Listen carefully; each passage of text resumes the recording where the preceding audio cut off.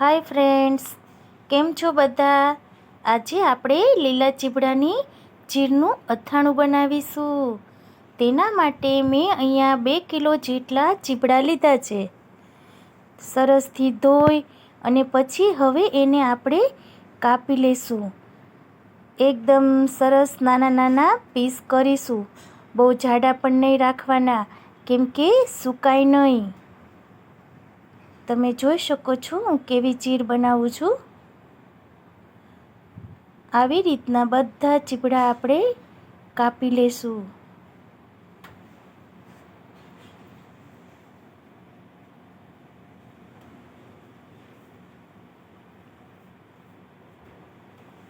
લીલા ચીબડાની ચીર બહુ મજા આવે ખાવામાં.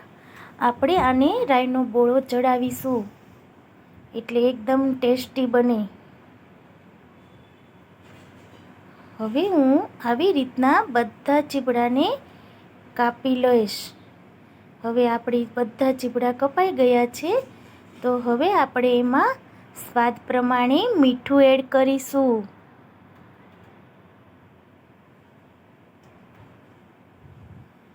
અહીંયા હું 2 કિલો ચીબડા લીધા છે, તો 4 ચમચી જેટલું મીઠું એડ કરું છું. હવે આપણે એને સરસથી મિક્સ કરી લેશું. આવી રીતના એકદમ સરસ મિક્સ કરીને પછી એને 4 કલાક માટે તાપમાં સૂકવવાની.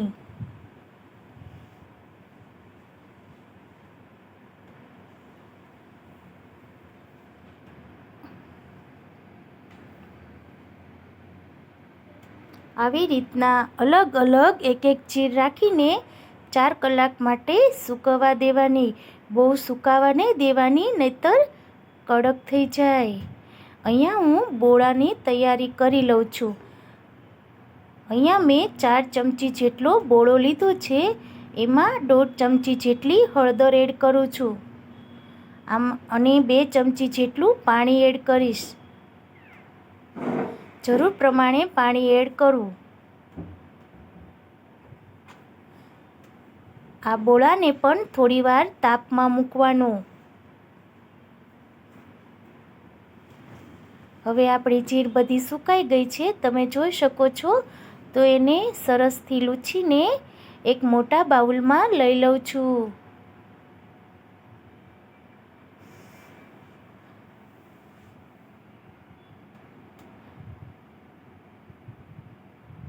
હવે આપણો બોળો પણ રેડી થઈ ગયો છે.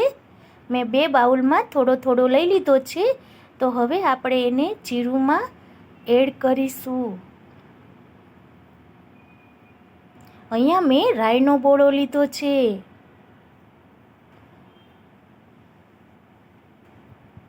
હવે એકદમ ચીર બધી સાફ થઈ ગઈ છે, તો હવે આપણે બોળો એડ કરી દઈએ છીએ.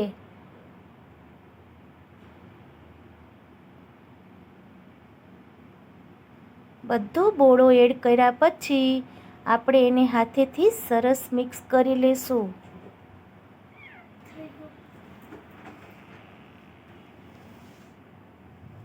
આવી રીતના સરસથી હાથેથી મિક્સ કરીને એક ડબ્બામાં ભરીને ફ્રીજમાં રાખવાનો, એટલે કે ગરમીમાં ખરાબ ના થાય. ચીબડાની ચીરો જલ્દી ખરાબ થઈ જાય, ચીકણી પણ થઈ જાય, એટલે ફ્રીજમાં જ રાખવાની. એકદમ સરસ રીતે મિક્સ કરવાનો, એટલે બધો બોળો કોટિંગ થઈ જાય. એકદમ ચીર મિક્સ થઈ ગયું છે. તમે જોઈ શકો છો. હવે આપણી ચીર રેડી થઈ ગઈ છે.